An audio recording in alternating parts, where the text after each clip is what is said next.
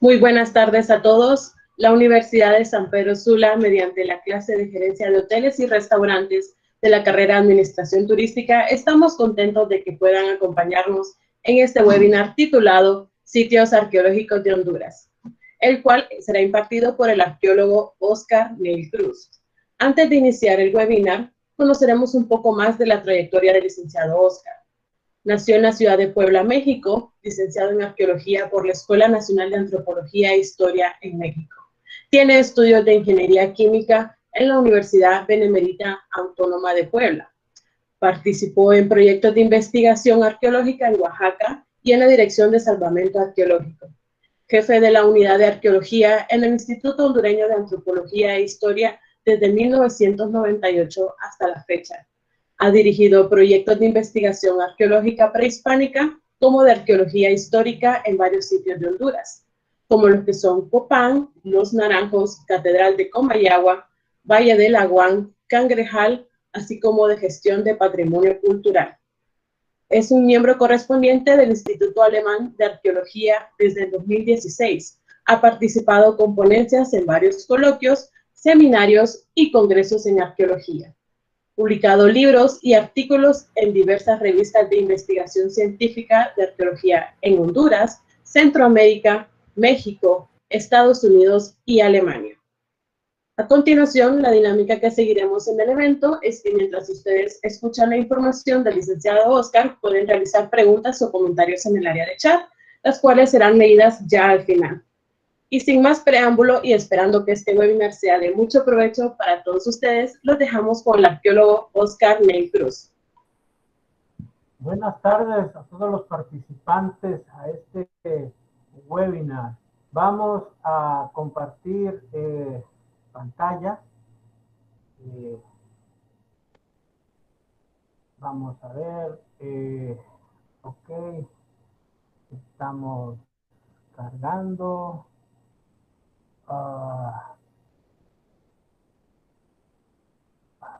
Permítanme, a ver si tengo un problema para cargarlo. Y, okay. No me aparece la otra opción. Bueno, aquí, perfecto. Bien. ¿Están observando la presentación ya? Sí. Ah, perfecto, qué bueno. Bueno, pues iniciamos en esta tarde en el cual vamos a tratar el tema de la arqueología prehispánica en Honduras. Realmente Honduras es un sitio arqueológico per se, lo han dicho muchos investigadores nacionales y extranjeros, dado que la riqueza arqueológica en el país es una riqueza muy importante.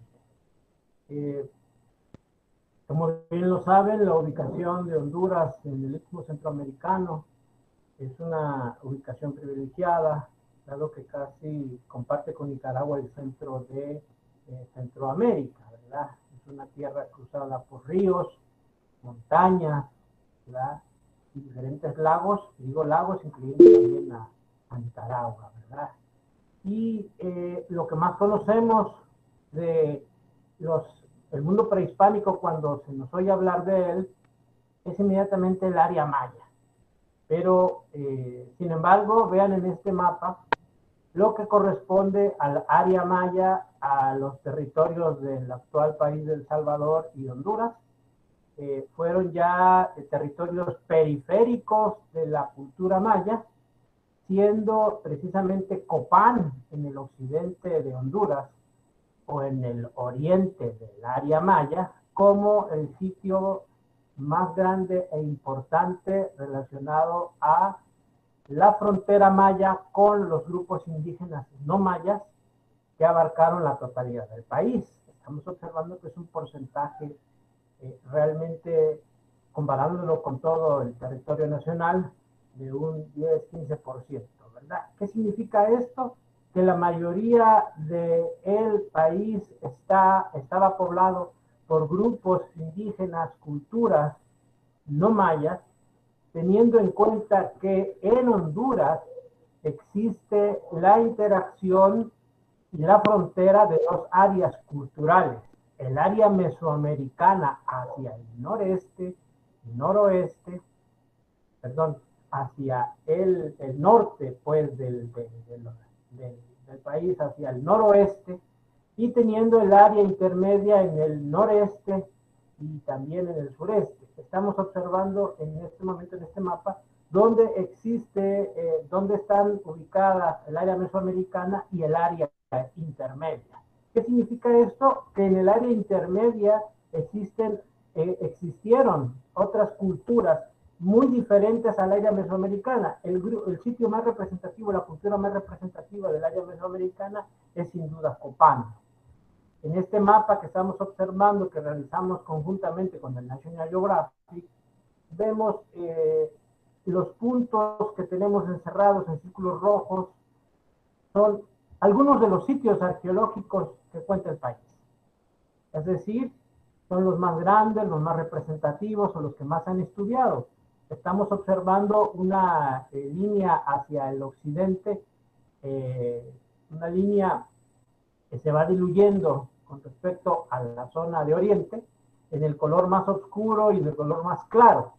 El área intermedia en el oriente del país y el área mesoamericana en el oriente del país, en el occidente del país, y todos los sitios arqueológicos que, como les repito, están relacionados a esto. Para dar una contextualización de estos mapas, realizamos este mapa colocando estos sitios con sus nombres y algunos de los objetos más representativos de cada uno de estos sitios que representan en sí culturas distintas. Observamos en el occidente, donde está Copán, donde está el Paraíso, donde está Río Amarillo el puente y los higos, que corresponde a la cultura maya, teniendo toda la riqueza hacia la frontera, hacia afuera de los límites de la frontera del área maya, una riqueza muy grande arqueológica que incluso incluye las islas de la bahía. Disculpe, licenciado Oscar. Sí.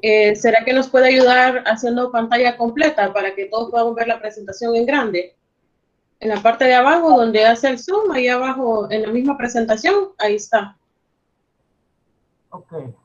Y también para todos los alumnos, no es necesario que coloquen su número de cuenta ni su nombre, el mismo Meet registra para los puntos coprogramáticos, no se tienen que preocupar.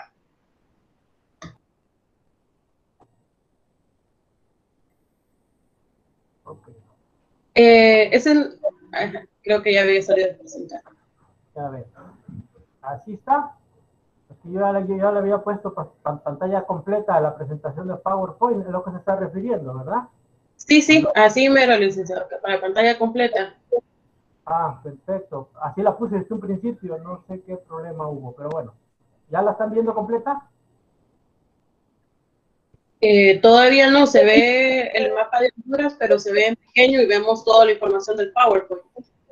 Okay, aquí hay un problema entonces, miren. Aquí tengo mi presentación de PowerPoint, ¿verdad? Aquí cuando ven las miniaturas, en la parte de la izquierda, le doy a lo que es pantalla completa, ¿verdad? Presentación con diapositivas. Ok. Vamos a ver. Se supone que ahí tendríamos que tener la pantalla completa.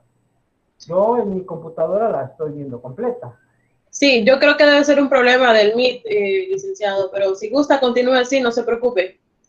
Perfecto, perfecto. Ojalá se resuelva, ¿verdad? O podemos hacer que deje de presentarla y me vuelvo a entrar, o me como mucho el tiempo haciendo esto. Como usted guste, la verdad, no se preocupe, podemos continuar así. Bueno, muy bien. Entonces tenemos pues ahí el mapa representativo de los sitios.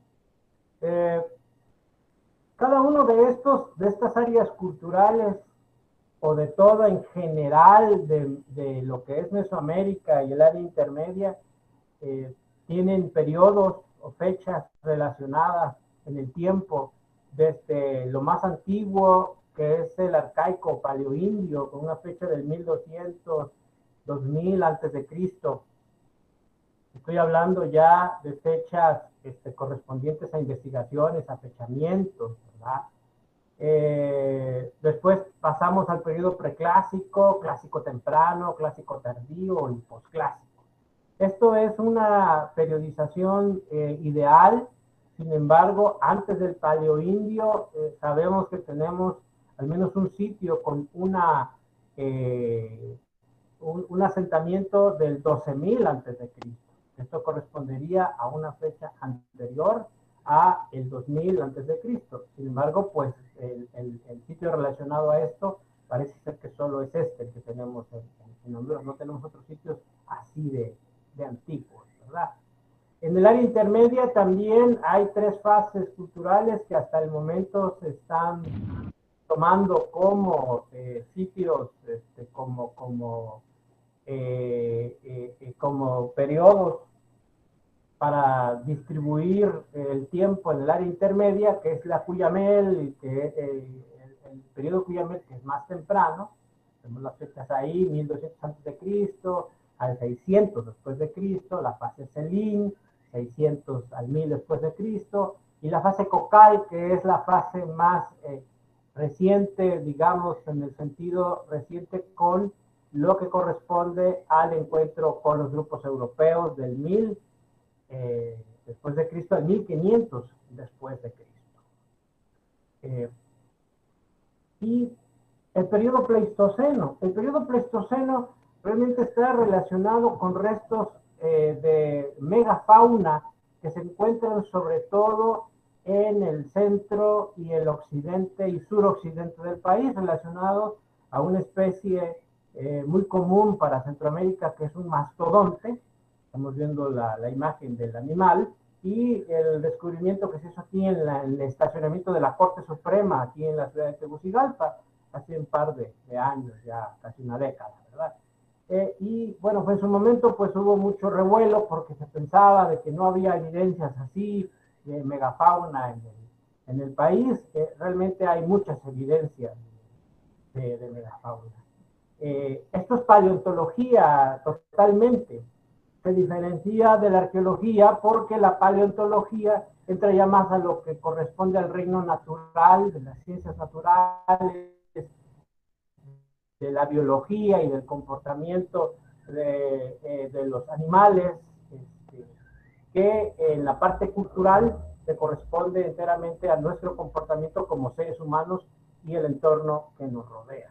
Sin embargo, el Instituto Hondureño de Antropología e Historia también regula el patrimonio paleontológico. Y lo que hablábamos del sitio más antiguo de Honduras, y yo me atrevo a decir de Centroamérica, que es la Cueva del Gigante, se calibró la primera fecha, dando una fecha absoluta del 12.000 años antes de Cristo a los 11.500 AP, que es realmente para estas fechas tan antiguas ya no se ocupa antes de Cristo, sino es antes del presente, por eso dice AP. Esta cueva que está ubicada en el departamento de La Paz, en el municipio de Marcala. Realmente la cueva es un abrigo rocoso. Los abrigos rocosos están conformados solo por huecos en las paredes de las montañas que no penetran realmente la montaña, sino escasos, quizás 8, 10, 20 metros, y de ahí no van más hacia adentro. Cuando ya penetran la montaña se llaman cuevas, grutas, cavernas, y ya otra nomenclatura. Después de la cueva del Gigante entramos al preclásico formativo, que ya es cuando precisamente las aldeas se van conformando en grupos más sedentarios, teniendo sitios como Playa de los Muertos y Puerto Escondidos, con fechas tan antiguas que corresponden al 1600 antes de Cristo, al 1200 antes de Cristo. Esos son los sitios más antiguos, sitios ya arqueológicos con presencia de un grupo cultural que se estableció con ya una complejidad notoria con respecto a los cazadores recolectores que estaban en los abrigos rocosos, como en la Cueva del Gigante, teniendo ya la producción de cerámica. Vean la cerámica ya más compleja en estas diapositivas, aunque la vean en pequeño. Y pues el sitio de Playa de los Muertos, que también es un sitio icónico. Antes de Puerto Escondido, este era considerado el sitio más antiguo con ocupación de asentamiento humano, que están ubicados los dos en el Valle de Sula, en la costa norte. Pasando al preclásico medio. Licenciado Oscar, disculpe nuevamente que lo estoy molestando. Dígame. Sí, ya me comentaron cómo solucionar el problema de las diapositivas. Sería que por favor puede dejar de compartir y volver a compartir. Muy bien, eso es lo que vamos a hacer. Ok, deja de compartir. Cuando vuelve a compartir, en vez de darle ventana, le da a presentar, si no me equivoco, es a window. En vez de ventana, que diga a window, para que se presente todo. Perfecto, digo presentar, dice, hay solamente 3 opciones. Dice, sería la segunda. Toda tu pantalla, una ventana y una pestaña. Permítame que, déjeme ver, que ya quiero confirmar. Pantalla completa tiene que ser la primera. Toda tu pantalla, entonces, sí, ¿verdad? Toda la pantalla. Toda la pantalla. Ahí vamos, ahí estamos. Y bien.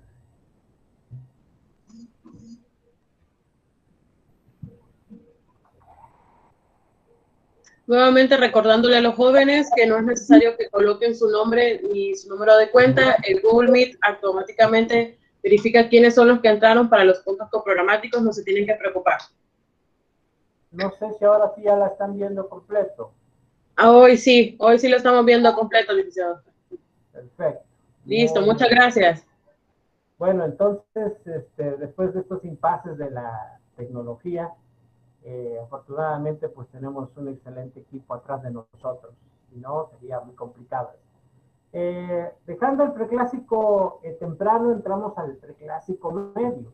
Recuerden que realmente son 3 periodos para la zona mesoamericana, que es el preclásico, el clásico y posclásico. Estamos ahorita viendo el preclásico.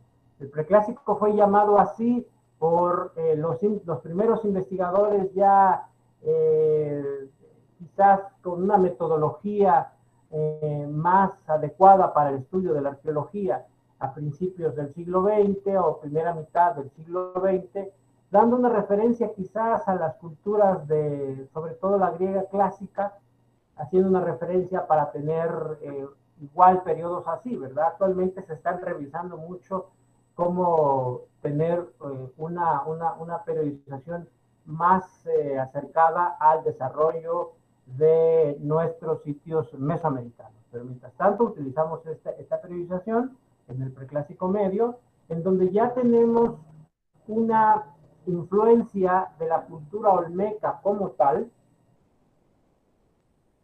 con los rasgos bien característicos de esta cultura presentes en muchos asentamientos o sitios actuales arqueológicos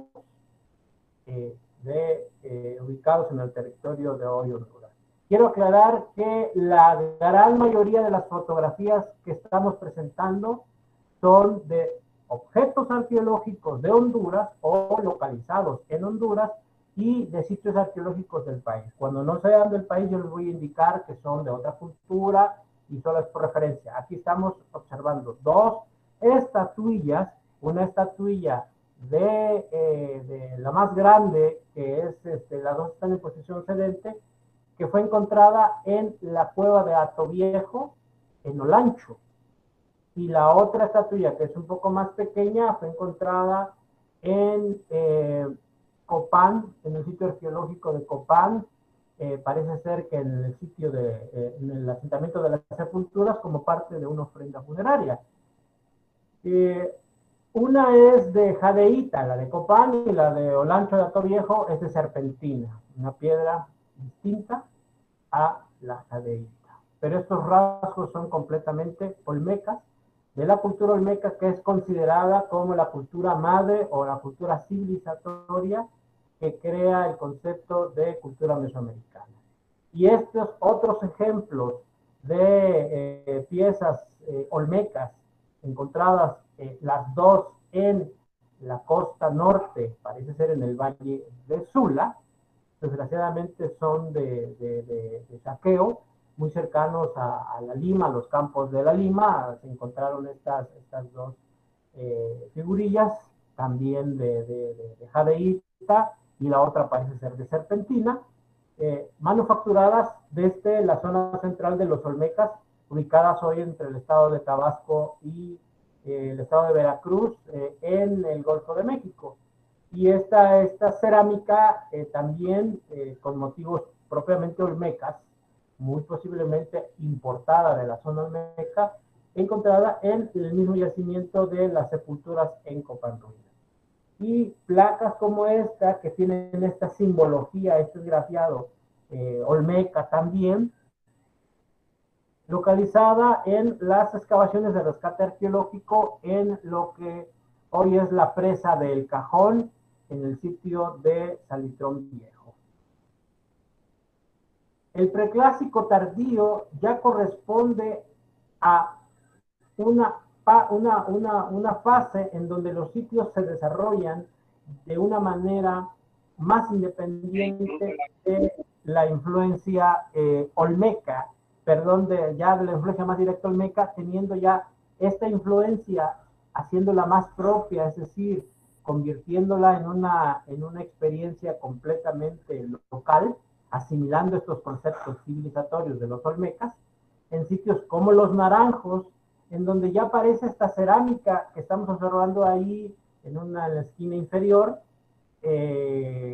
Estamos observando una cerámica a la cual se le conoce como Usulután al negativo, que es una cerámica que proviene del sitio Usulután en El Salvador, pero que en Los Naranjos asimilan esta técnica y es creada esta cerámica ahí. Quizás era el mismo grupo que habitó en Los Naranjos, el mismo grupo que estaba en Usulután para los años entre el 900 al 800 antes de Cristo, y la complejidad de los asentamientos.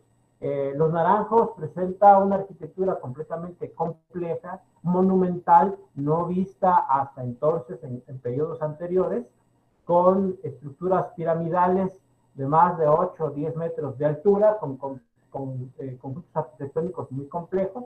Tenemos estas reconstrucciones y la excavación en la estructura 6 de Los Naranjos.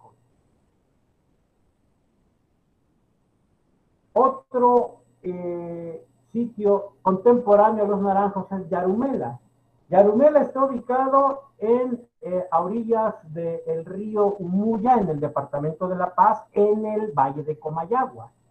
Muchos piensan que Yarumela pertenece al departamento de Comayagua y no, pertenece actualmente al departamento de La Paz. Y es un sitio igual complejo, monumental, muy parecido a Los Naranjos, con una de las estructuras más altas en el mundo mesoamericano para lo que corresponde a Honduras, lo que se le conoce como la estructura 101 o Cerro de David, que estamos observando en la anterior diapositiva.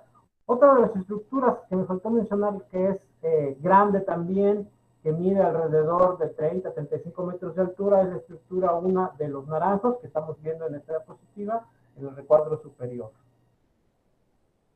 Y teniendo ya Yarumela, en donde también existe una producción local de Usulután al negativo, y estos rasgos olmecoides, que ya se van diluyendo, que ya no son tan fuertes como los en el periodo anterior, los olmecas. Sin embargo, sigue habiendo una influencia que se le conoce como influencia epi-olmeca, es decir, posterior a los olmecas. Y la complejidad de este centro ceremonial, de este sitio arqueológico, que conocemos. Ahora, muchos me han preguntado, sobre todo los arqueólogos, ¿verdad? ¿Por qué construían así? ¿Qué fin tenía la construcción de las estructuras piramidales en el mundo mesoamericano. Realmente el basamento es un basamento que tenemos, es un basamento piramidal. Como basamento en sí es como un cimiento expuesto, es decir, su función era esta, era servir como terraplén, como basamento, como cimiento para una estructura que se colocaba en la parte superior, muchas veces de materiales más ligeros o más perecederos que el volumen que tenían abajo. Es un volumen macizo, es decir, las estructuras piramidales no están huecas. Sin embargo, lo que está arriba pues eran cuartos, eran cresterías que sucumbían más rápidamente al paso del tiempo. Dejando el preclásico, ya entramos al esplendor de los sitios del clásico, con una complejidad en torno a cuencas, a valles, a sitios que ya controlan áreas mucho más grandes, teniendo, por ejemplo, este lugar representativo. Hoy, todo lo que está en verde hoy está en azul, porque la presa El Cajón ocupa este lugar, y entre la década de los 70 y 80 se hizo un trabajo de investigación muy importante y todavía es emblemático y único en Centroamérica, de un rescate arqueológico muy grande que duró mucho tiempo, dirigido por el doctor Kenneth Heard y el doctor John Heisman, que trabajó mucho tiempo, más de 30 años, en el Instituto Hondureño de Antropología y Historia de Nacionalidad Estadounidense, que investigaron esta región del Cajón. Y vemos los objetos que están relacionados a estos grandes sitios como Salitrón Viejo, Guarabuquí, La Ceiba, La Intendencia, El Mango, La Cueva, teniendo una complejidad enorme ya para el clásico. ¿Qué quiero entender con sitios del clásico? Que son sitios que son contemporáneos al sitio arqueológico de Copán. Pero antes de hablar de Copán, hablemos de otra área también contemporánea a Copán, que es el Valle de Jesús de Otoro. Es un valle ubicado en una zona de fácil acceso, con una zona privilegiada porque pasa el río Grande de Otoro, ¿verdad? Es un afluente, creo, del Chamelecón. Y es un valle único. Yo no he visto otro valle así en otros lados, porque los sitios grandes como Copán solamente existen en un rango de muchos kilómetros con respecto a otro sitio rector, otro sitio grande, otra capital, por hablarlo así, del mundo prehispánico. Sin embargo, en el Valle de Jesús de Otoro, lo que estamos observando es que los sitios rectores están solamente ubicados a 500 metros uno con respecto del otro. Todavía no entendemos bien qué significado tenía estos sitios monumentales, como Sinsimbla. Por cierto, este sitio del Valle de Jesús de Otoro está ubicado en el departamento de Intibucá, ¿verdad? Como Sinsimbla, que tiene estructuras piramidales muy complejas, como San Marcos. Vemos la complejidad en el mapa y en la fotografía. Antes de entrar a San Marcos, estos sitios, como les repito, están separados uno de otro por 500 metros. O sea, normalmente tendríamos que encontrar este sitio arqueológico con respecto al otro sitio arqueológico en otro valle, en otra zona, y no uno pegado. Entonces, ¿cómo encontrar el sitio arqueológico de Copán y a 500, 600 metros otro sitio igual de grande que Copán en el mismo valle de Copán? Eso sería una cosa incomprensible. Eso es lo que está pasando en el Valle de Jesús de Otoro.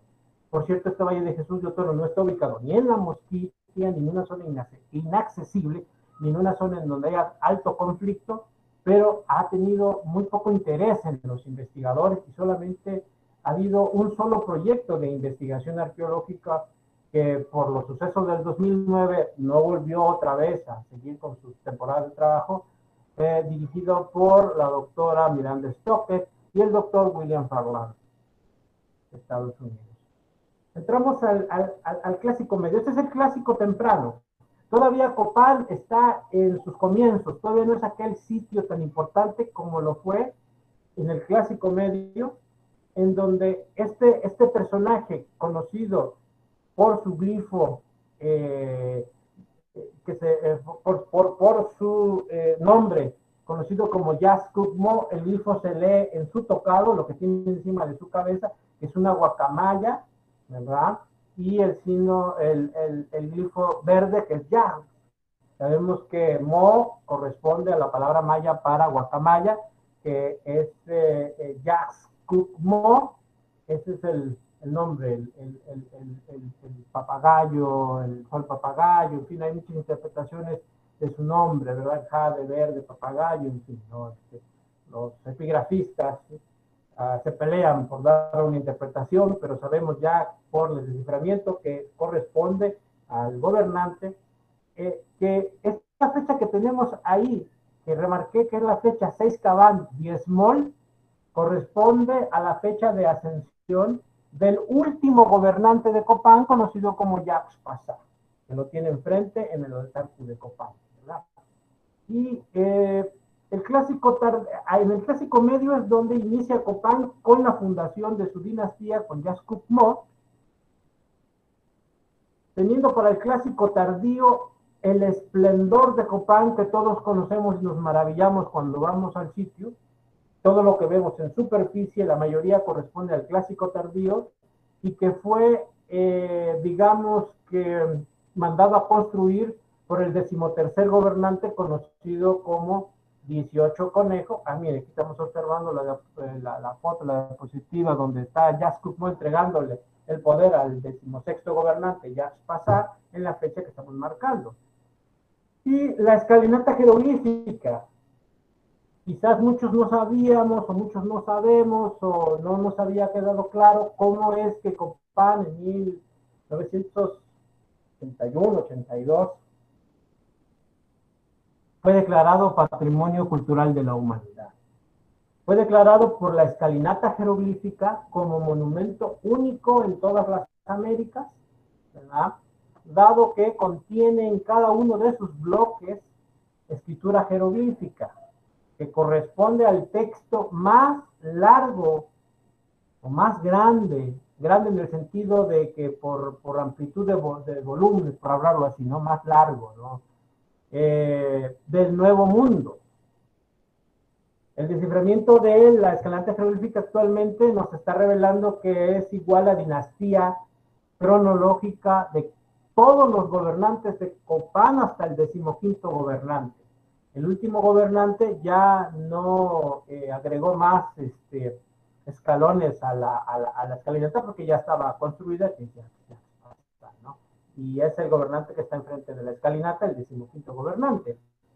Y la extensión de Copán, que está precisamente regulada por ser patrimonio cultural de la humanidad y por ser un monumento nacional y ser uno de los sitios más importantes también en el área maya, que tiene un plan de manejo, tiene unas instalaciones muy buenas, por decirlo así, muy modernas, y vamos a hablarlo de esta manera para el visitante, que nos ha ayudado mucho a comprender la dinámica del turismo y cómo se maneja el turismo a nivel internacional, porque es un sitio que tiene esos estándares internacionales que podemos encontrar en Machu Picchu, en Tikal, en Teotihuacán o en otros sitios en Europa. En fin, es un sitio muy importante, no solo por ser parte del territorio nacional o hondureño, sino porque también es un sitio con una organización muy compleja que no tienen otros sitios, desgraciadamente, en el país.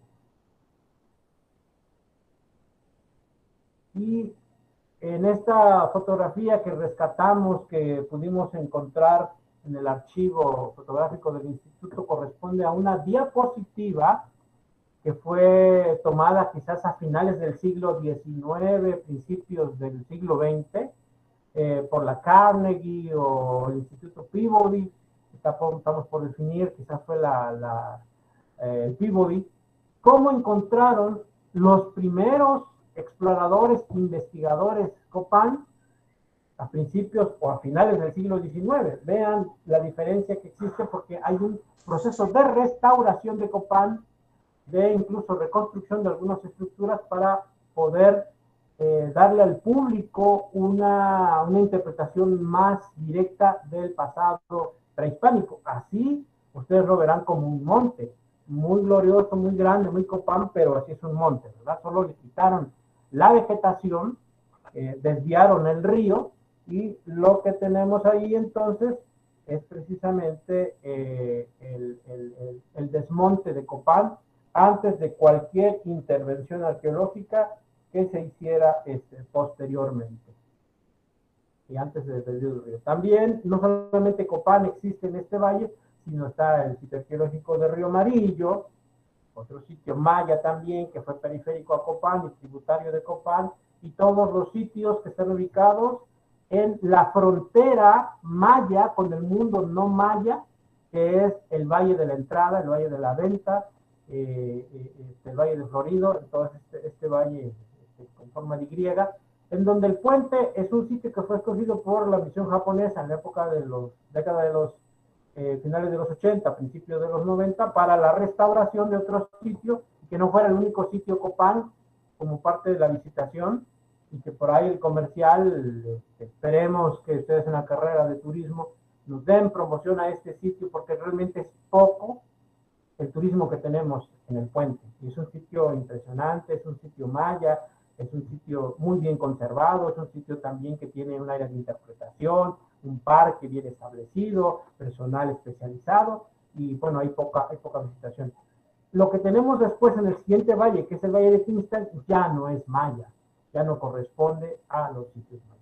Esta collage que hicimos de los descendientes de los mayas, porque los mayas no desaparecieron, lo que desapareció fue su cultura, su estructura social, su estructura política, de organización como sociedad, pero no los individuos que permanecen hoy actualmente, sobre todo en México, en el sureste mexicano, en la península de Yucatán y en Guatemala como grupos todavía vivos. Existen 17 lenguas del grupo mayense, descendientes directos de los antiguos mayas. Otros, los actuales, ¿verdad? Y este lugar impresionante, que también corresponde al clásico tardío, que es la llanura costera entre Omoa, que ustedes tienen ahí en la costa norte, en San Pedro Sula, muy cerca, entre Omoa y la frontera con Corinto, una serie de asentamientos que no son mayas y que normalmente en la bibliografía, en lo que leemos del mundo maya, colocan una gran extensión arbitraria, poniendo esto también como parte del grupo de la influencia maya o como parte del área maya. No es maya, y la frontera entre el mundo maya para esta zona es el río Motagua. Del río Motagua hacia Guatemala es maya, hay sitios mayas bien reconocidos por varios investigadores, pero del río Motagua hacia la zona de Honduras no se había investigado. Tuvimos la fortuna de hacer un recorrido en esta zona y descubrir varios sitios como La Peseta, como Chachahuala, como Los Cebos, los sitios que están aquí puestos, en donde descubrimos que no eran mayas, la arquitectura no es maya, no hay artefactos mayas, son otras culturas, es decir, ahí estaba la frontera de este mundo. Quizás a muchos dirán, bueno, ¿qué pasa con la costa norte? Lo que tenemos en la costa norte es un gran corredor. No veamos las zonas culturales como áreas aisladas, como zonas pequeñas, actualmente divididas por nuestros municipios, por nuestros departamentos, sino como una unidad total en la época prehispánica, que no eran los mismos límites y era diferente. Parece ser que el corredor norte, que estamos presentando aquí en esta diapositiva central, ubica una serie de características de sitios arqueológicos o de ubicaciones de una homogeneidad cultural relacionadas con el polícromo Ulúa, con el polícromo Yohoa, con el polícromo encontrado en Comayagua, con este mismo tipo de características incluso en su arquitectura, teniendo en el sitio de Travesía como el sitio rector de toda esta zona muy grande, muy amplia, que actualmente es la vía más importante de comunicación en el país. Desafortunadamente el sitio de Travesía desapareció por obras de nivelación para las cañeras en la década de los 70, era otra época, y bueno, lo que quedó de él es una cosa muy pequeña del sitio, parece que es el núcleo nada más de unas cuantas estructuras que todavía están en pie, pero la mayoría del sitio, que era un sitio, digámoslo así, primeramente, en primer lugar teníamos Copán, y en segundo lugar este sitio de travesía, para que vean la importancia y lo grande de este lugar. Sin embargo, tenemos otro sitio conservado también en el Valle de Sula que se llama Corusté, hablando de travesía, Corusté, que es un parque arqueológico que trató de ser parque, pero otra vez por los años de 2009 se pararon muchas cosas, y está nada más como para volver otra vez a reactivarlo, y el sitio de Corusté que está rumbo a las lagunas de Ticamaya, ¿verdad? Se pueden visitarlo también. Travesía, que volviendo a hablar, que Travesía fue un sitio de redistribución de las vasijas de mármol, las vasijas de mármol que fueron producidas, parece ser en la Mosquitia, y que fueron terminadas ahí en la zona de pasando al periodo epiclásico, el sitio más representativo es en el Valle de Comayagua, que no he escuchado del sitio de Tenampúa, ¿verdad? El posclásico, que ya es el último periodo mesoamericano, con sitios como el Coyote y las Canoas, estos ubicados en el departamento de Santa Bárbara, para los que están de Santa Bárbara, gente me ha dicho, no, en mi departamento no hay nada, como no, es una riqueza muy grande. El Coyote y las Canoas están ubicados en el departamento de Santa Bárbara. Al menos el Coyote está en el municipio de Petoa, ¿verdad? Y el posclásico medio, ya con otro sitio ubicado en la costa norte, que se llama Cerro Palenque, en donde ya la costa norte en la época del posclásico tiene una importancia muy, muy grande, donde los sitios más grandes se desarrollan ahí, en Cerro Palenque, que está por Armenta, ¿verdad? Ese cerro enorme que ven, que el río le da la vuelta, que es un sitio arqueológico. Y el posclásico tardío, que ya es el contacto casi al mundo, a la llegada del mundo de los españoles, con esta cerámica muy representativa para este periodo, que es el Polícromo Las Vegas, y este tipo de otra cerámica con un engobe es una pintura superficial de otro tipo, que es el plumbate, que es de plomo, ¿verdad? Vean el tipo de cerámica. Y el Golfo de Fonseca tiene una temporalidad también muy grande. Normalmente en la bibliografía podemos leer que los grupos lencas lo ubicaron. Sin embargo, la presencia de grupos lencas es mucho menor, más relacionado quizás a la ubicación con El Salvador, pero la mayor parte del Golfo de Fonseca estuvo ubicado por una cultura bien establecida conocida por los chorotegas. Ya hacia la zona más oriente del Golfo de Fonseca tenemos presencia de grupos pipiles o nicaraos, ¿verdad? Grupos de hablante náhuatl. En el centro del Golfo de Fonseca están las evidencias arqueológicas de los chorotegas. ¿Por qué hicimos esta referencia? Porque encontramos un sitio arqueológico que tiene una presencia de una cerámica muy especial. Las dos fotografías, las que están en los extremos, corresponden a cultura chorotega de Nicaragua, bien reconocida por los investigadores y colegas nicaragüenses, y la foto superior son esculturas encontradas en el Golfo de Fonseca, en el sitio arqueológico de Potrerillos, en el departamento de Valle, que corresponden a estas figuras conocidas como tapaliguis, o son guerreros muertos en combate, que corresponden a la cultura chorotega. Solo en esta zona hemos encontrado, y esta cerámica, que se le conoce como una influencia del polícromo nicaragua, y aquí es denominada el bícromo Potrerillos. Y el arte rupestre, bueno, el arte rupestre está ubicado en todo el país. En todo el país hay arte rupestre. El arte rupestre no es sinónimo de antigüedad. Nosotros podemos decir, bueno, es que el arte rupestre corresponde a las manifestaciones más antiguas. Sí y no. Sí y no, porque hasta los grafitis que aún actualmente adornan las ciudades, entre comillas, son arte rupestre. Son manifestaciones culturales cada sociedad humana, y las manos, las representaciones fitomorfas o de plantas o de seres fantásticos o de deidades y todo, corresponden a una simbología de una cultura. Desgraciadamente no puede decodificarse la mayor parte de este mensaje porque solo correspondía a un grupo de gente muy pequeña. Es como si ustedes hacen un graffiti y no le van a entender nada más que ustedes. Es el arte rupestre y histórico en todo el país y está en todas las temporalidades, desde lo más antiguo hasta lo más moderno en el país.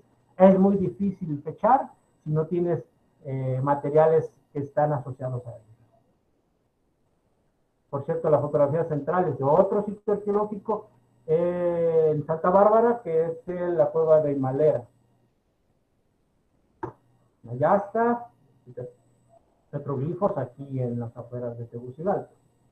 Pero ¿qué pasa con la zona oriental, verdad? La zona oriental, como ya vemos, ubicada en el área intermedia, muy relacionada al mito de la ciudad blanca, en donde tenemos una serie de características culturales correspondientes desde el periodo Cuyamel más antiguo, Celí medio y Cocal, el último periodo, en sitios como las cuevas de Talgua, en donde tenemos en una de sus cámaras, en la gruta de la cueva de Talgua, un enterramiento secundario correspondiente entre el año 900 y el año 800 antes de Cristo. No se conoce todavía de qué asentamiento podría venir, pero al hacer un análisis de Stroncio y un análisis de los huesos de este osario, las conclusiones de los investigadores, como James Brady, fue que no pertenecían a un grupo mesoamericano, porque las trazas encontradas ahí de los restos de alimenticios que son dejadas de lo que comemos, no correspondían al maíz o a otras cosas ya conocidas de grupos mesoamericanos, sino eran grupos no mesoamericanos. En esta cueva, en la cueva de Atoviejo, en una cueva datada por la cerámica en el año 1200 después de Cristo, se encontró, las fotos de la cueva, en esa oquedad, esta estatuilla que ya habíamos presentado, que corresponde a una estatuilla olmeca. Quiero hacer un énfasis en esto, porque gracias a que no fue una estatuilla saqueada, se pudo determinar que era olmeca, encontrada en la cueva de Atoviejo, y que por lo tanto es patrimonio cultural de Honduras. Si esta pieza hubiera sido descontextualizada y sacada de su contexto original o del área donde exactamente la sacaron, hubiéramos perdido toda la información de dónde procedía esta pieza. ¿Qué tan importante eso? Es sumamente importante, porque al perder la información, lo que nosotros hubiéramos hecho es decir, tenemos que regresar esta pieza a México, porque es una pieza olmeca y solo fue elaborada por los olmecas en época de los olmecas y que fue traída aquí por saqueo, por toda la información que perdimos. Pero afortunadamente tenemos toda la información y no tenemos que devolver a nadie nada porque es patrimonio cultural de Honduras. Vean cuál es la importancia de no saquear el patrimonio. En esta diapositiva lo estamos observando un cráneo encontrado también en Olancho, las características de la deformación tubular con la cabeza, comparen la cabeza de la estatuilla con el resto cráneos encontrada en la cueva de Atos de Mañadero, en Olancho también, como corresponde también a un grupo con esta influencia olmeca, que querían parecerse a los olmecas, estos grupos que dejaron sus huesos también ahí en sus osarios, no mesoamericanos, ¿verdad?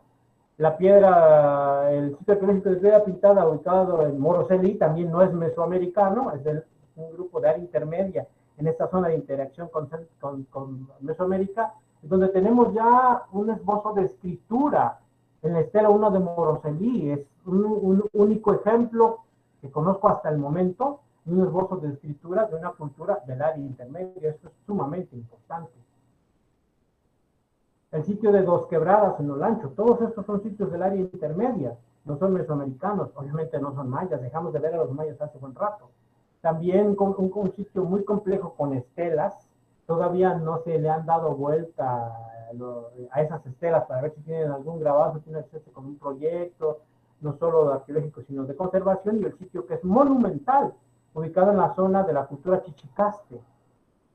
La cuenca del río Patuca, hoy también inundada por la presa Patuca 3, en donde se encontraron una complejidad de diferentes sitios datados para el 200 después de Cristo, sitios muy, muy antiguos. Vean, por ejemplo, estos ejemplos de figurillas en la parte superior, que no es jade, sino es una piedra sedimentaria verde que se le conoce localmente como piedra de jabón, ¿verdad? No todas las piedras verdes es jade. Las islas de la bahía, las 3 islas tienen presencia de grupos humanos desde épocas muy antiguas. Estoy hablando del Cocal, Celín y Cuyamel.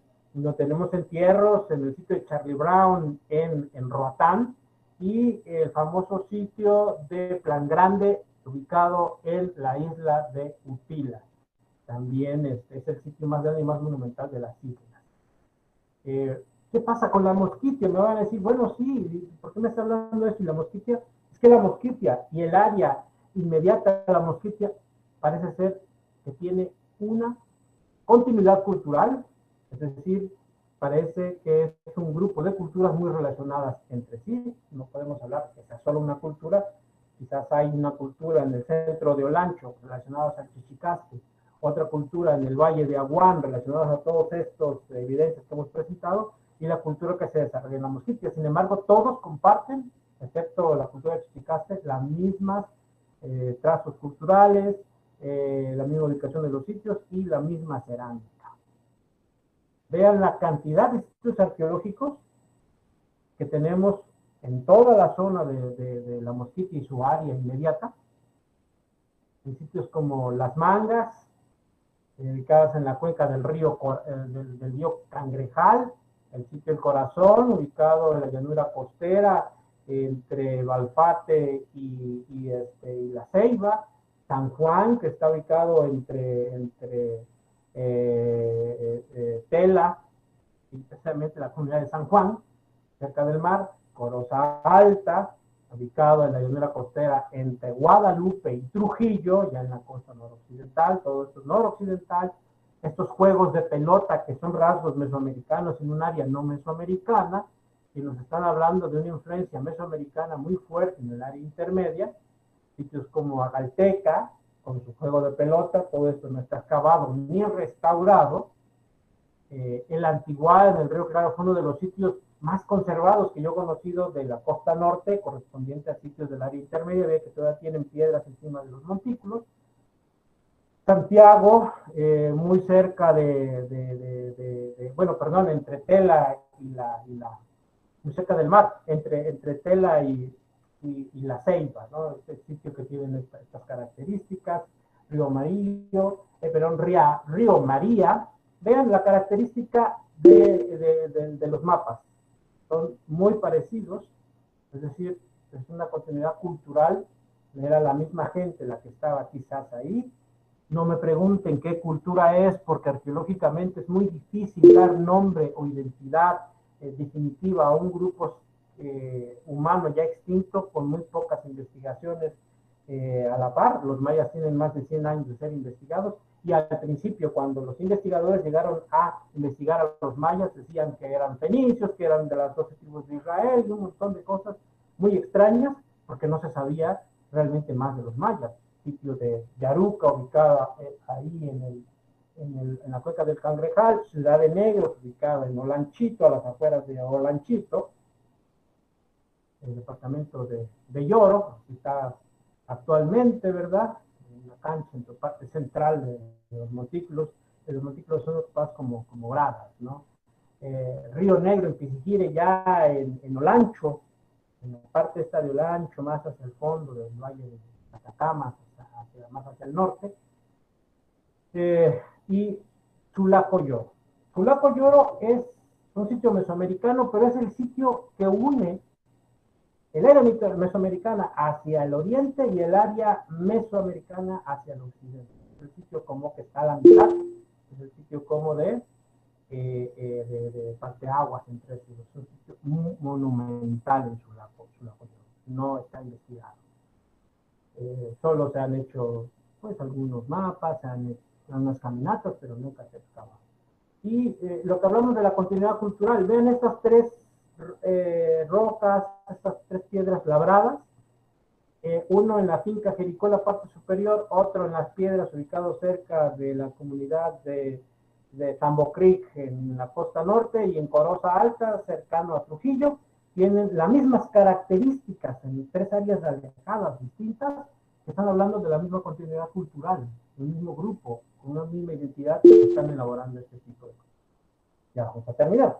La mosquitia, vamos a entrar al punto central de la mosquitia. La mosquitia, con esta exuberancia, quiero dejar esta perspectiva aquí, porque la idea que tenemos de la mosquitia es que esta zona enorme, vasta, gigante, no hay nada ahí, solo ven árboles, animales, naturaleza, y eso es todo. Ríos, lagunas. Pero sin embargo, en esta área, hoy, una reserva muy grande en la mayor parte de Centroamérica, la mayor grande de Centroamérica, y que desafortunadamente cada día se está perdiendo más por la deforestación, existió un grupo cultural que se asentó en esta zona. La diapositiva de abajo corresponde a un sitio que se llama Laya Sagni o Río Toaz, que en su momento la gente de Río Toaz le denominó la Ciudad Blanca. Esa es la Ciudad Blanca, no la que acaban de descubrirnos.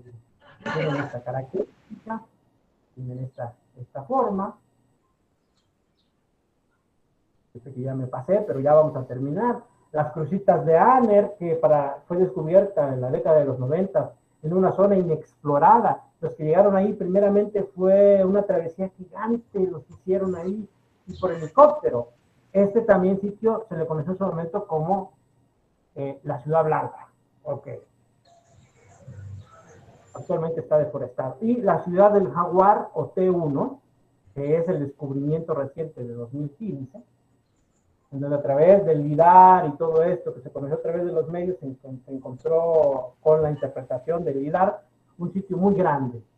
3 veces más grande que Copal, entonces eso no es cierto, ¿no? Es un sitio grande, muy grande como las cositas y los demás sitios que hemos visto. Lo que hicimos fue llegar al lugar y encontrar esto en superficie, que son los metates muy representativos que son en toda la mosquitia y este tipo de vasijas grabadas y todo que hay en todos lados, ¿no? Tengo la fortuna de tuve la fortuna de esta foto icónica que me tomaron a mí ahí para el National, para que evidencien que bueno, y pues ahí está la interpretación que hicieron del sitio, que lo más notable de esto estaba intacto, no estaba saqueado y quizás desde el momento que fue abandonado nadie había llegado a este lugar.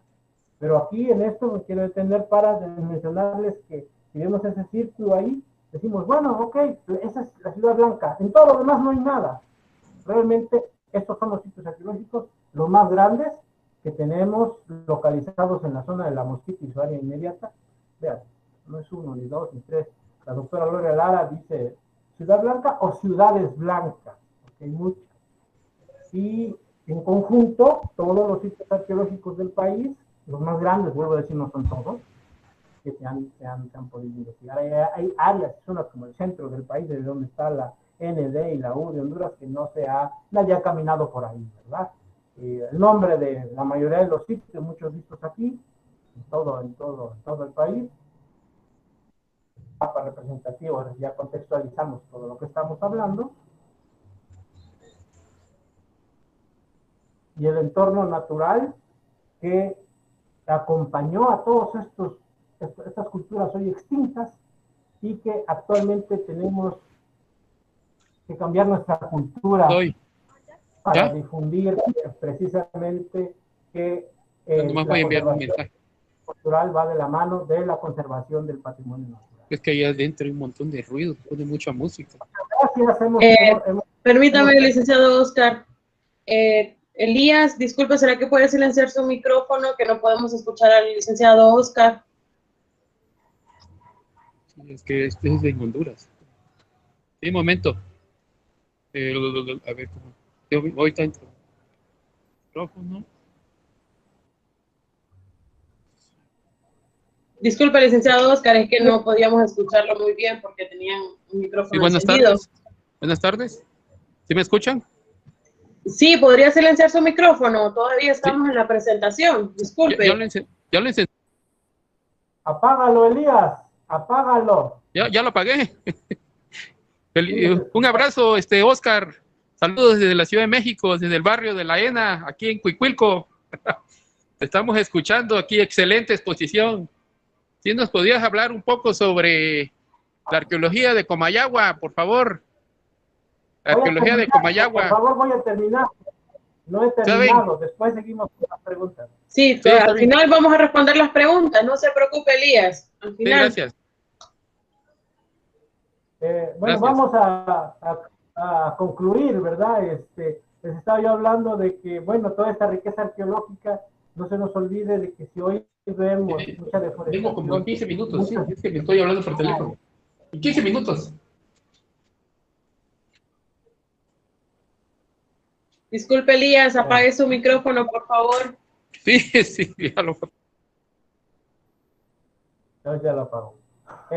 Ok, entonces, todos estos sitios arqueológicos que hemos visto aquí son rasgos, evidencias, una ventana hacia el pasado.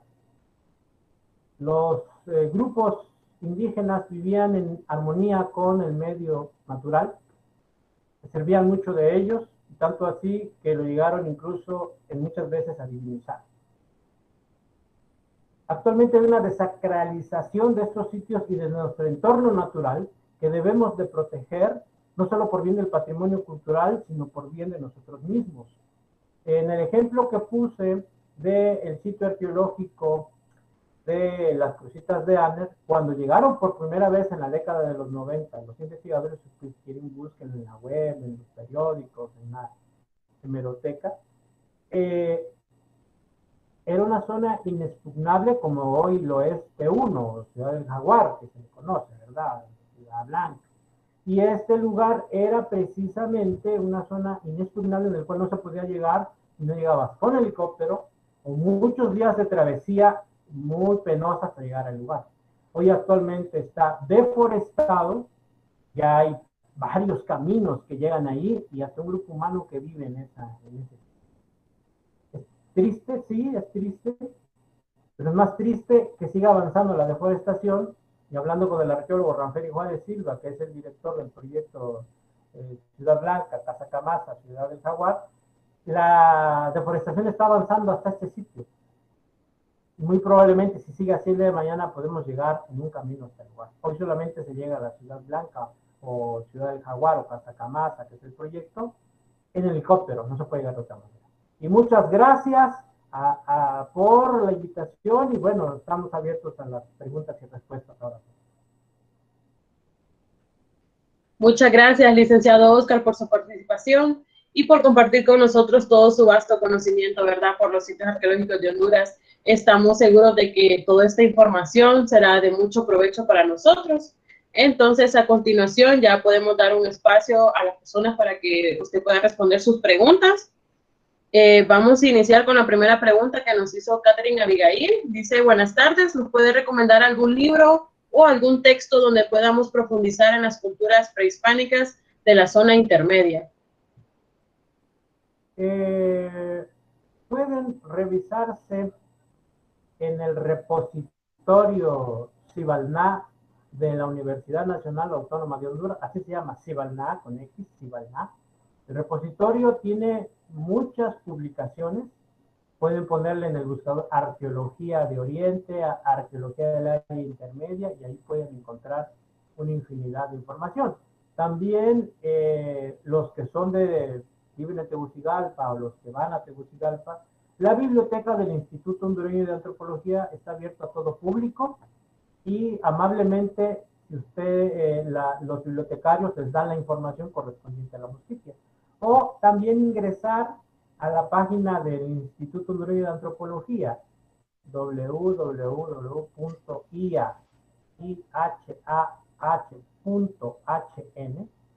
y buscar también el repositorio de las revistas Yaskin en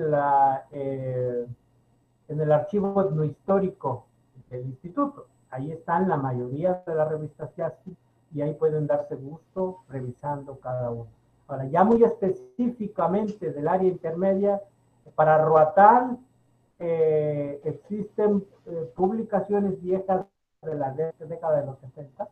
La mayoría de estos textos ustedes los pueden encontrar también en la red, buscando Jeremy Epstein, que es el investigador que estuvo mucho tiempo en la Mosquitia, en las Islas de la Bahía, también al arqueólogo George Heisman. Él tiene muchas publicaciones de esto, de la Mosquitia también y de la intermedia. Hay un libro que se llama Los indios de Centroamérica. Este libro es básico para entender, ¿verdad?, para los estudiantes, qué es lo que está pasando en el mundo prehispánico, en el mundo colonial incluso, y en la época reciente, con los grupos indígenas. Los indios de Centroamérica, los autores son el doctor George Heisman, el doctor George Hasseman, la doctora Gloria Lara y el doctor Cruz, Fernando Cruz, antropólogo, los dos antropólogos y un arqueólogo. Este libro pues fue publicado en la década de los 90, en 1992, con esto de la conmemoración de los 500 años del encuentro. Y hace poco una reestructuración de este libro, agregándole nuevos datos. Hay una publicación de su servidor, ¿verdad?, de mí, en la revista Yaskin también, que se llama, así como se llama la presentación actualmente, las Honduras arqueológicas. Y están en los últimos números de las Yaskin, más recientes, ahí la van a encontrar. Hablo bastante de lo que he presentado.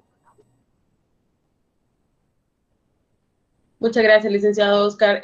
También tenemos la siguiente pregunta de Elías Rodríguez, que dice, por favor, ¿nos podría hablar de la arqueología submarina de Honduras? No tocamos el tema de la arqueología submarina de Honduras porque pues, todavía seguiríamos hablando, ¿verdad? La arqueología subacuática en Honduras está poco desarrollada, desafortunadamente, teniendo más digamos, evidencias arqueológicas correspondientes a la época colonial, a los naufragios de galeones españoles en aguas, sobre todo en las Islas de la Bahía, y en las costas, en la costa norte, ¿verdad?, costa importante por ser la más grande, la vía de acceso más importante, en Omoa, en Tela, incluso en Tela hace un par de años se rescataron unos cañones que están ahí en el Palacio, frente al Palacio Municipal, en el Parque Central de Tela, pero en Omoa existen más evidencias de naufragios rescatados en el museo de sitio de la fortaleza de Omoa, en donde tenemos precisamente pues estos restos arqueológicos de madera que está en proceso de conservación. En el lago Yohoa hicieron un par de inmersiones en la década de los 90, el doctor Hasseman y su equipo de trabajo, encontrando algunos rasgos relacionados con algunas ofrendas que tiraban al lago de parte de la gente que vivía en el sitio arqueológico de los Naranjos, algunos relieves que cuando sube el agua están debajo del agua y cuando baja pues se ven, ¿no? Es lo que podemos más referirnos. No tenemos más. Hay un naufragio por ahí que está por las Islas del Cisne. Y una pelea una vez por los límites con Honduras y aguas internacionales, que afortunadamente Honduras ganó. Y que pues la Marina Nacional, el ejército, la Marina fue en rescate, no en rescatar, porque eso no se puede sacar así nada más, sino en ahuyentar a esos saqueadores. Y hacer una inversión y sacar los restos de los saqueadores son los valores, oro, piezas, no les importa el tamaño. Qué bonito les quedó. Sí, muchas gracias, licenciado Oscar. Disculpe, Sandy Minet Alemán, ¿será que puede silenciar su micrófono? Que le estamos escuchando. Con Sandy Minet, disculpe, le estamos escuchando. ¿Puede silenciar su micrófono?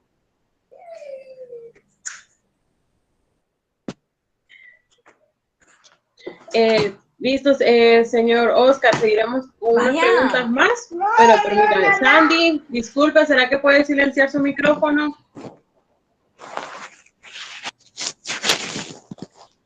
Sandy Alemán, ¿será que puede silenciar su micrófono? Amor, más allá, está muy cerquita. Uy, disculpas, licenciado Oscar, mire que al parecer ella no nos escucha. Sí, mire, continuamos con la pregunta de Idania Martínez, que pregunta, ¿se logró rescatar piezas de la represa de Patuca? ¿Cómo se puede impedir esa pérdida arqueológica de ahí en Patuca? Comenta ella. Afortunadamente en el Patuca hubo un proyecto no solo de rescate arqueológico, hubo un proyecto de reconocimiento de superficie dirigido por la arqueóloga Carmen Julia Fajardo, quien con su equipo de trabajo realizó un mapeo de toda la zona, una caminata por todo el área detectando 5 sitios arqueológicos, los cuales en la segunda etapa ejecutada por el Instituto Hondureño de Antropología, por los cargos del arqueólogo compatriota mío, Iván Rodríguez, hicieron rescates en cada uno de los sitios detectados en lo que iba a ser la inundación del río por la represa en Patuca. Los objetos, todos los objetos que son extraídos de las investigaciones arqueológicas están en bodegas especializadas del Instituto Hondureño de Antropología e Historia, o en bodegas autorizadas, en lugares de laboratorios autorizados por el instituto. Hay una, por ejemplo, en la Universidad Autónoma de Honduras, con sus proyectos por la carrera de antropología, están autorizados por el instituto y ellos están autorizados también a tener esas piezas. Algunos otros investigadores, como doctor Marco Reindel, en la zona de Guadalupe, en Trujillo, también tiene este proyecto de tener esta bodega. ¿Qué quiero decir con esto? Que los objetos extraídos del Patuca, unos están en exposición en el Centro Arqueológico de las Cuevas de Talgua, el Ecoparque Arqueológico. Miren que estoy también echando todos mis comerciales turísticos en su carrera de turismo, para que visiten Talgua. Ahí está parte de lo más representativo. La mayoría de objetos los tenemos aquí en Tegucigalpa. ¿Cómo podemos evitar que una presa destruya sitios? Pues eso es muy difícil. Ejecutar un proyecto que va a tener un bien común para la población, como la generación de energía eléctrica, pues no puede pararse. Sin embargo, la ley para la protección del patrimonio arqueológico establece que el que va a hacer un proyecto tiene que pagar un rescate, tiene que pagar un estudio, si no, no hay autorización por parte de la institución. Y rescatamos eso y vamos a los laboratorios y a los lugares establecidos especiales para tener los objetos y reconstruir la cultura. Sin embargo, una presa no destruye tanto un sitio. Lo que hace realmente es conservarlo, por decirlo así, porque la fuerza de la inundación de las aguas no es como una inundación cuando llueve mucho, sino va subiendo gradualmente el agua y va cubriendo de agua el sitio, los montículos y todo eso. Y luego lo cubre con un sedimento muy fuerte. ¿Qué significa esto? Las presas no son eternas. El día que las presas dejen de funcionar, vuelve otra vez el cauce nuevamente de los ríos a pasar por donde era su cauce antiguo, vuelve a bajar el nivel y el sitio va a estar ahí. Ay, sí, es mucho más grande, pero ahí. Muchas gracias, licenciado Oscar. Aquí nos comenta también lo que es, permítame, lo perdí ahorita. Dice Eduardo Antonio, ¿qué nos puede decir de la zona arqueológica de Palenque en San Pedro Sula? Es un sitio, como pocos hay en Honduras. Normalmente los sitios arqueológicos, los asentamientos humanos en la época prehispánica en Honduras fueron casi la mayoría de ellos en los terrenos planos que nos daban los valles. En el Valle de Sula tenemos una inmensidad de sitios enormes por la amplia, que es el terreno plano más grande del país, y en casi todos los valles que hay en el país hay sitios arqueológicos. ¿Por qué? Porque por los valles, todos los valles de Honduras están irrigados por ríos importantes, por afluentes de agua. ¿Qué es lo que busca el ser humano siempre? Primero el agua. El agua como tal vez vía de comunicación, no a veces todos los ríos son navegables, pero no para navegarlos, sino el mismo río hace un cauce y tú caminas por el cauce del río y te saca a otro lado, ¿verdad? Es una vía de comunicación. Bueno. Y porque los cauces irrigan grandes zonas que las hacen muy fértiles. Encontrar un sitio arriba de una montaña no es común para Honduras, para otras regiones de Mesoamérica sí, en Guatemala, en México, hay muchos sitios que están arriba de las montañas, incluso no están en los valles, están arriba en las montañas, pero en Honduras no. Entonces tenemos dos sitios muy grandes en el país que están arriba en la zona montañosa. Uno es en Ampúa, que ha sido conocido a través de la bibliografía por mucho tiempo, Lunardi haciendo dinamita, ¿verdad? Pero esas son otras historias de la época de los 30, eso da así hasta terror escuchar eso. Y Cerro Palenque es un sitio que está escalonado. Hay niveles, y cuando llegas a Cerro Palenque, los primeros niveles corresponden a los asentamientos de las personas de más alto nivel jerárquico en una escala social, dentro de una comunidad, ¿verdad? En Cerro Palenque tenemos eso, y conforme va subiendo el cerro tiene partes que han hecho planas, los mismos grupos indígenas que estaban ahí, y colocaron ahí en la topografía de la montaña, del cerro su fortaleza, porque es un sitio fortificado naturalmente. Creo que Sandy por ahí no quiere apagar su micrófono. Entonces, en la parte superior están los yacimientos más importantes, posiblemente relacionados a los gobernantes de ese lugar. Al llegar a toda la zona superior, tienes una vista increíble de gran parte del valle. Esto nos habla quizás de que los que se asentaron en Cerro Palenque tuvieron conflictos muy serios con sus vecinos, y al asentarse en ese lugar tenías la posibilidad de observar de una manera como fortaleza quién se podía acercar de una forma, cualquiera que quería acercarse a Cerro Palenque, ya sea de una manera amistosa o no, podían ellos tomar en cuenta antes de que alguien los tomara por sorpresa.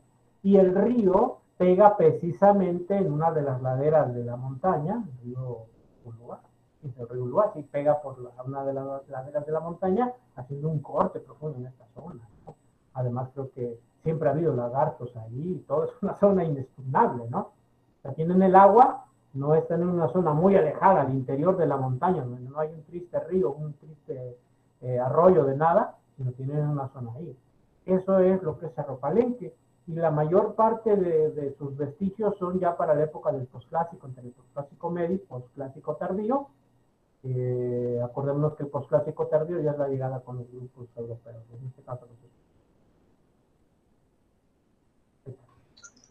Bueno, muchas gracias, licenciado Oscar, y agradecemos a toda nuestra audiencia por acompañarnos el día de hoy. Desgraciadamente ya nos quedamos sin tiempo y no podemos continuar respondiendo sus preguntas, pero queríamos, antes de finalizar, licenciado Oscar, agradecer por su participación. Es muy valiosa para todos nosotros el conocimiento que nos ha compartido este día. Y como muestra de nuestro agradecimiento, queremos hacer la entrega del siguiente diploma. Si me ayuda mi compañera Melissa a compartir para que todos lo puedan visualizar.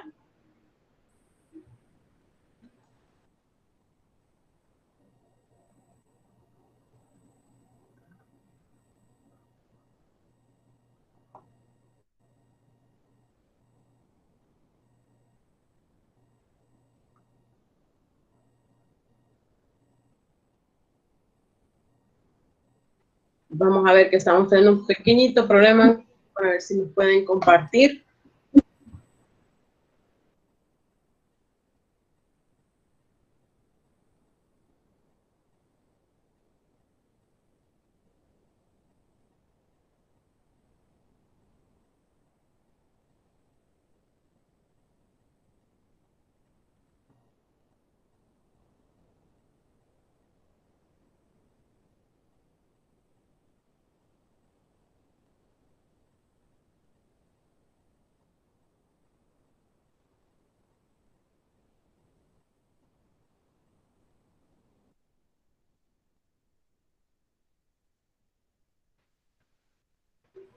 Tenemos problemas técnicos, licenciado Oscar. Disculpe que la compañía al parecer le está costando transmitir y estoy queriéndolo a ver si lo puedo realizar yo. Si me permite un momento.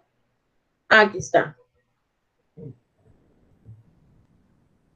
Bueno, no sé si lo puede visualizar ya, licenciado Oscar.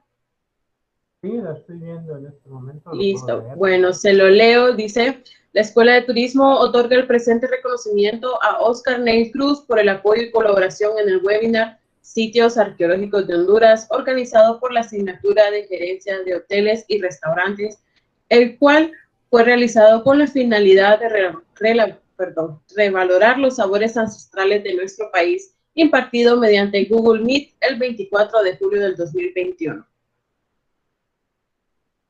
Entonces, estamos muy agradecidos, licenciado Oscar, por su ayuda, por este increíble webinar con esta tanta información que estuvimos escuchando. Estamos viendo los comentarios ahí que están comentando. Excelente conferencia. Muchísimas gracias. No sé si quiere dar unas palabras de despedida.